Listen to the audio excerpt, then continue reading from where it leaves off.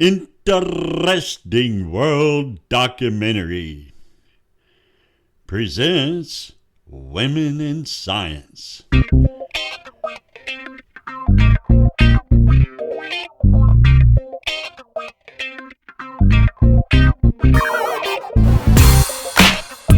Tonight's cast of wonderful scientists are Jennifer Doudna, award-winning scientist; Cynthia Kenyon, award-winning scientist; Nina Tandon, award-winning scientist; Kristen Marhaver, award-winning scientist; and two Youyou, award-winning scientists with STEM scientists with impactful contributions.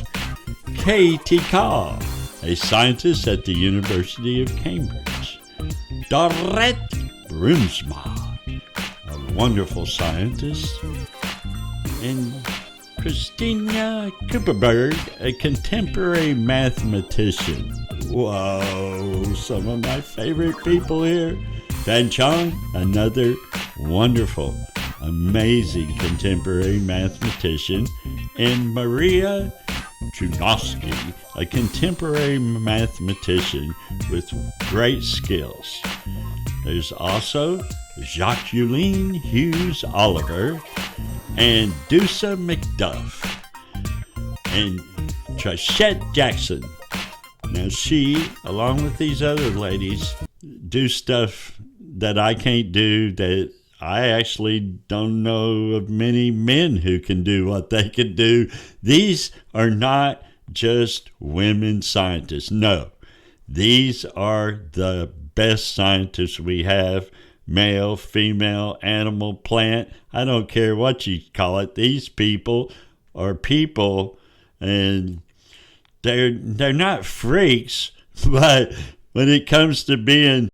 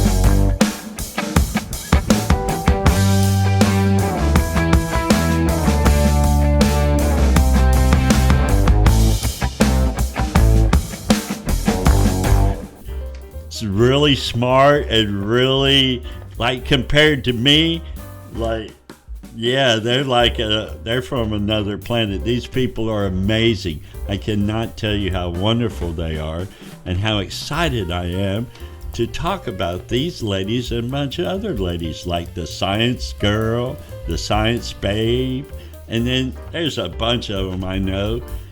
I wish I knew better, like Janna Levin and all her friends. Yeah, I mean, I'm just saying, they're everywhere. These are amazing people. And then there's a lot of, I would say, non-professional scientists. In other words, they don't necessarily make their career at a university or in research or in studying or academics or, trying to develop new stuff. No, they're doing real work, empirical scientists. And they are the backbone of our society. They're the ones that gets this, done. Like, I hate to say it, but we need everybody, and these women who actually do the work, they should get the highest reward. They are amazing people, and hopefully we'll get to spend some time talking about them tonight on Interesting World Documentary, 7 Central.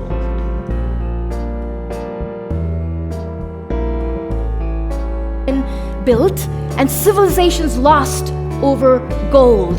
So you might find it hard to believe that we have too much gold here on planet Earth.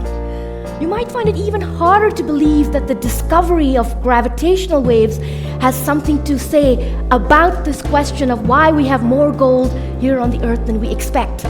Now, I'm a quantum astrophysicist, so you might find it hardest of all to believe I have anything to do with this. Nergis Mavalvala was among the team of scientists who, for the first time, observed ripples in the fabric of space-time called gravitational waves. Mavalvala has been working on gravitational waves since 1991. Optical cooling of mirrors to nearly absolute zero can help eliminate measurement noise arising from thermal vibrations.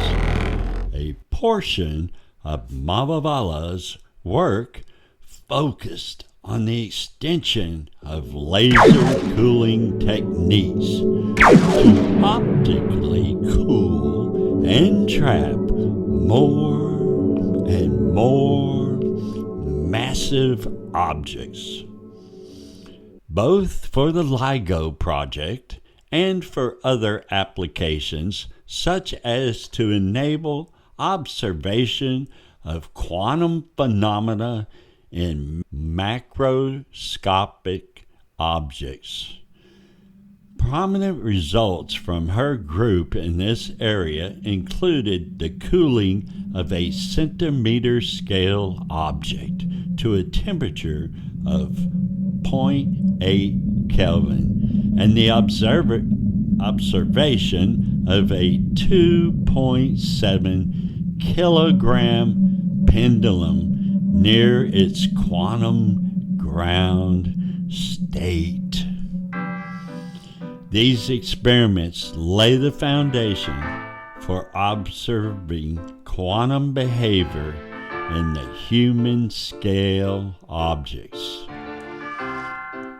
Mavalvala has also worked on the development of exotic quantum states of light. Oh my God, I love exotic quantum states of light, and in particular, the generation of light in squeezed coherent states. Squeezed coherent states. By injecting such states into the kilometer scale Michelson interferometer of the LIGO detectors, her group greatly improved the sensitivity of the detector by reducing quantum noise. Such squeeze states have also many other applications in experimental physics. Her group was the first group to generate squeezed light using optomechanics at room temperatures. Compared to all previous optomechanical squeezed light sources that operated at cryogenic temperatures. It's no secret that this woman is my favorite empirical scientist. Nergis, I love you. I love your work. Everything about you is perfect. You're amazing. Oh, this is a great, great documentary. Next! Sarah Tabitha Babbitt was a shaker credited as a tool maker and inventor. Inventions attributed to her by the shakers include the circular saw, the spinning wheel head, and false teeth. She became a member of the Harvard Shaker community in 1793. Babbitt is credited with inventing the first circular saw for use in a sawmill in 1813. According to the Shakers, Babbitt was watching men use the difficult two-man whip saw when she noticed that half of their motion was wasted. She proposed creating a round blade to increase efficiency. The circular saw was connected to a water-powered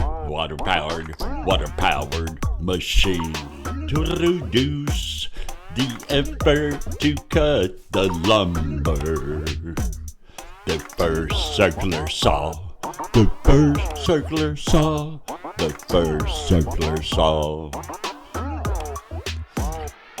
Albany, New York, in the summer of 1948. A version of Babbitt saw built to her specifications.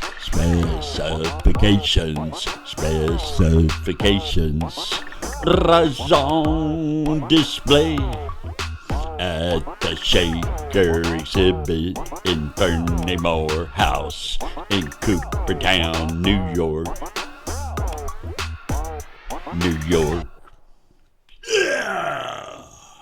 Physics describes the behavior of matter in space and time. When we get to learn physics at school, we get to know it as a discipline that describes the behavior of inanimate matter. It tells us how lights work, how atoms decay, or how rocks fall.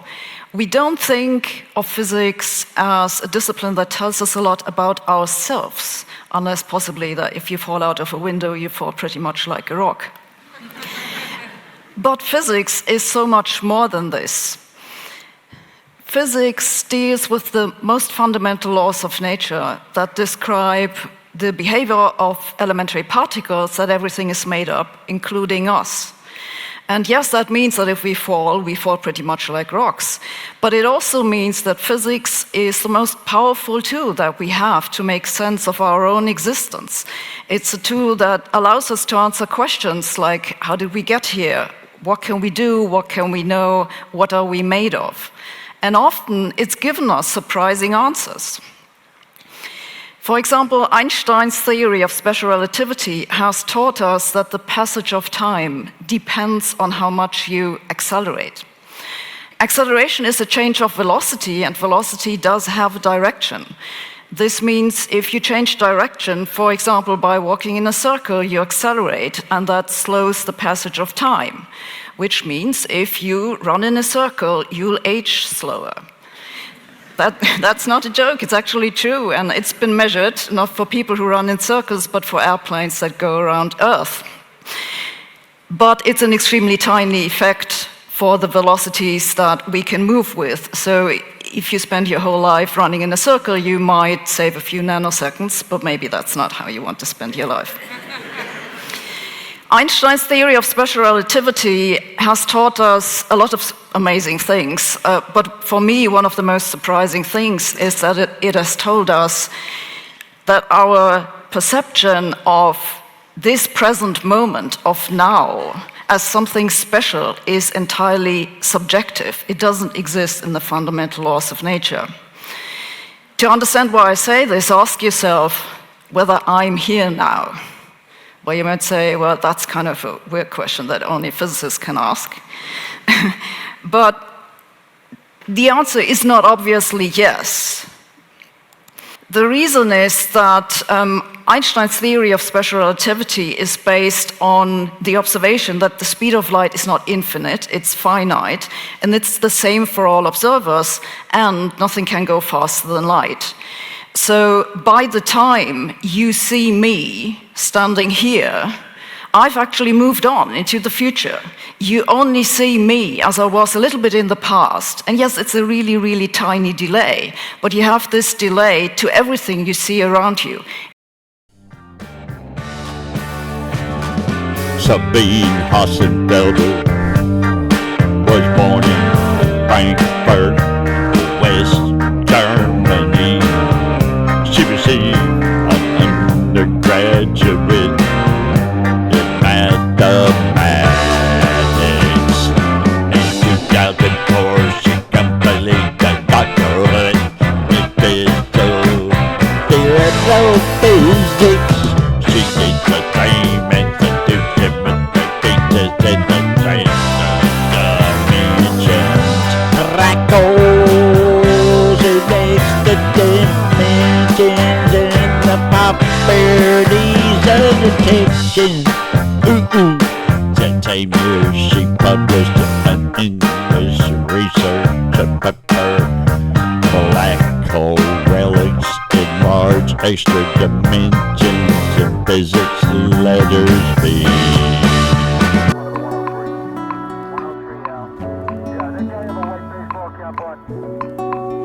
Now, at AMD, we believe high-performance computing is the fundamental building block for the modern world. And we are really committed to pushing the envelope to help use technology to solve the world's most important challenges. Whether you're talking about the cloud, or healthcare, or industrial, or automotive, or comms, or PCs and gaming, AMD products today are used by billions of people every day. And for sure, AI is the most exciting application of high-performance computing and drives the need for significantly more compute as we go forward. So let's talk a little bit about AI. Actually, I think we're going to talk a lot about AI today, if that's all right with you guys. Over the next decade, AI will enable so many new experiences that will make computing an even more essential part of our lives. If you think about it, AI can help save lives by accelerating medical discoveries. It can revolutionize research. It can create smarter and more efficient cities. It can enable much more resilient supply chains. And it can really enhance productivity across virtually every single industry.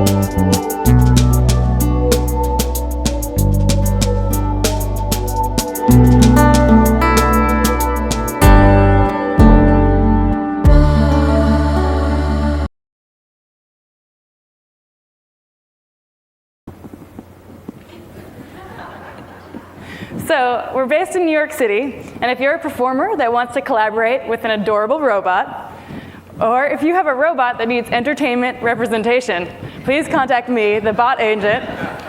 The bot, our rising celebrity, also has his own Twitter account, Robot in the Wild. So I'd like to introduce you to one of our first robots, Data. He's named after the Star Trek character. I think he's going to be super popular. We've got the robot. In his head is a database of a lot of jokes. Now, each of these jokes is labeled with certain attributes. So it knows something about the subject, it knows about the length, it knows how much it's moving. And so it's going to try to watch your response. I actually have no idea what my robot is going to do today.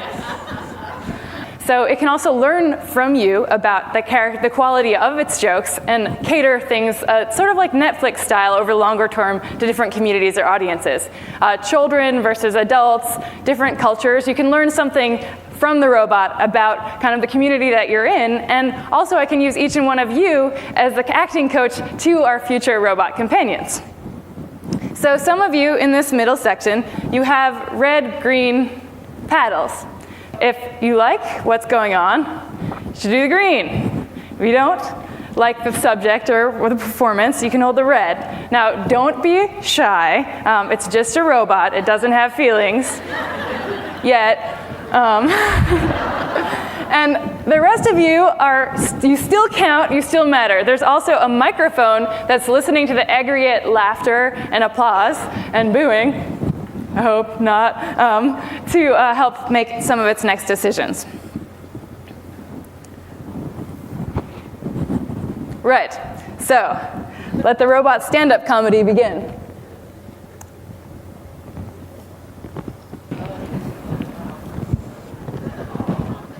Hello, dead women. It's an honor to be here.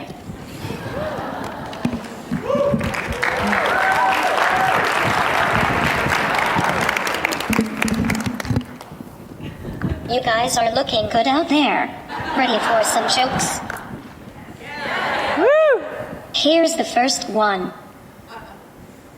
Right, so a doctor says to his patient, I have bad news and worse news. The bad news is that you only have 24 hours to live. That's terrible, said the patient. How can the news possibly be worse? I've been trying to contact you since yesterday. The Swiss have an interesting army. 500 years without a war. He's talking about the Swiss. Pretty lucky for them. Ever see that little Swiss army knife they have to fight with? Come on, buddy, I have the toe clippers right here. You get past me, the guy behind me has a spoon. He is a French robot. All of New Jersey hunters are out in the woods. One of them falls to the ground. He does not seem to be breathing.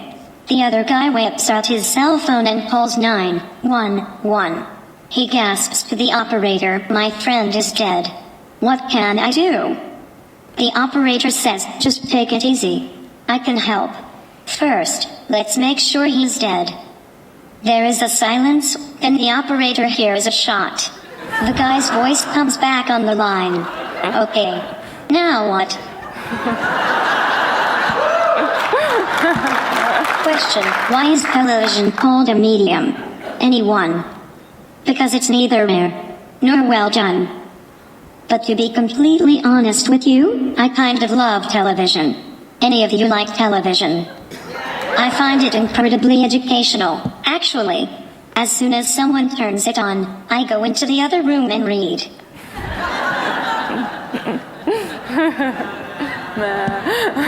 That's all for now. Was that okay for my first time?